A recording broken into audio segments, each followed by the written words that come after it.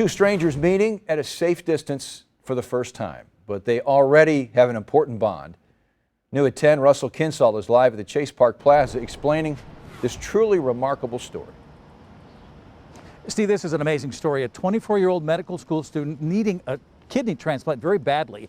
A 23-year-old soon-to-be physician's assistant, a total stranger, donating hers. Now, the Chase Park Plaza was very nice to host their first meeting, and just a few blocks down the road from Barnes-Jewish Hospital, where the pandemic delayed their surgery till June. Hi. Hi.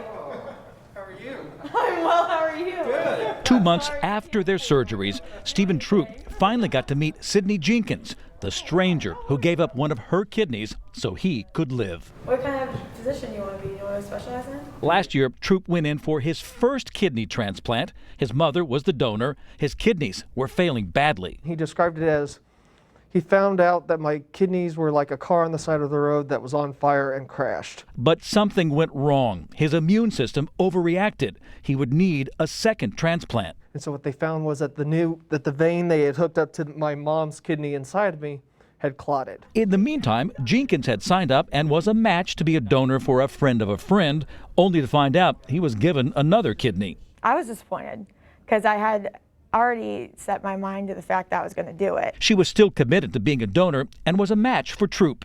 2 months after the surgery, she says she feels great. I sometimes forget I even donated because I feel the same way. If I don't see my scar, sometimes I'm like, oh wait, this happened. I lost an organ. Dr. Jason Weldon is the surgical director of the Washington University and Barnes-Jewish Hospital Transplant Center. The second kidney transplant for Stephen went phenomenal, about as well as we could have asked. It worked immediately.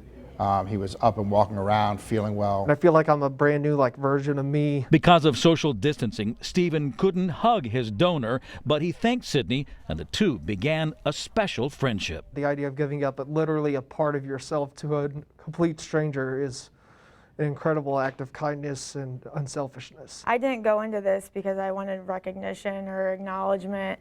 I went into it just to save a life and try and do something good. Now, Dr. Weldon with Barnes-Jewish Hospital performed the surgery on Troop, and he said because of Troop, what he's gone through as a patient, he expects him to be a phenomenal doctor and do some amazing things when he himself becomes a physician and treats patients himself someday. Live in the Central West End, Russell Kinsall, News 4.